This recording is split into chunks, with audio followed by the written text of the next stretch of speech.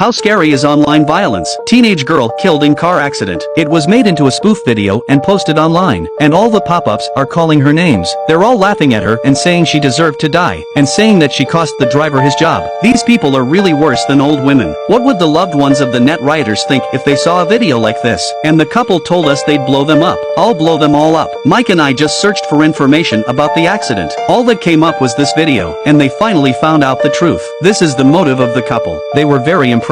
If they had done a better job, maybe Team Zhang wouldn't have been hurt. But Mike told her they had saved everyone in the car this time. There was no next time. By now, Zhang had also died. This was too much for his protege, Xiao Zhang, to handle. He had to find out the motive of the murderer. If there was no motive, he wouldn't have caused the bombing. Zhang would not have died because of it. It was only natural that he would suspect Annie Mac. As for how they knew there was a bomb in the car, and they knew Zhang's mobile phone number, he demanded that they tell him everything they knew. But Annie couldn't explain the cycle.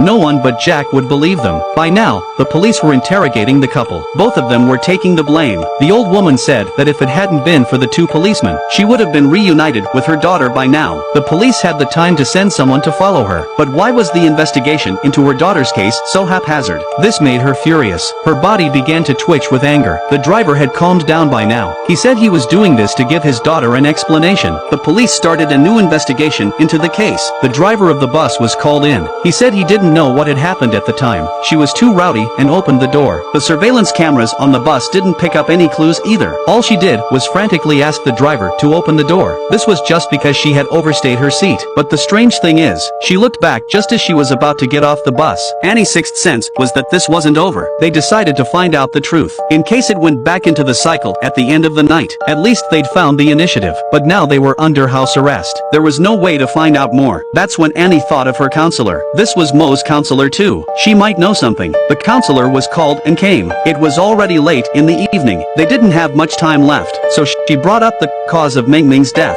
There must have been a lot of students on the bus. I'm sure someone would have discussed it, but the counselor thought they should talk to the police about it. But Xiao Jiang was listening at the door, so he barged in. He wanted to find out too. They started discussing it. The counselor said there was indeed a lot of discussion about this on the school forum, but the school was afraid of the bad publicity. Then the administrator locked the thread. The counselor said that Meng Meng is a very introverted girl. She is usually afraid to talk. She has very few friends, but she's a very good girl. Surely she wouldn't be unreasonable on the bus. Xiao Jiang asked to see the post. He was a policeman and had to be shown it. Annie suggested she should go too, but he was still under suspicion. The police had put her under house arrest, but Annie asks to believe her for once.